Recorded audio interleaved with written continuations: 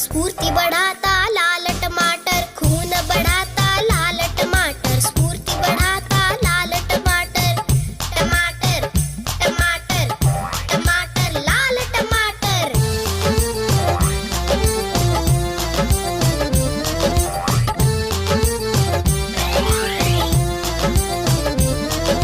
स्वस्थ बनाता लाल टमाटर, मस्त बनाता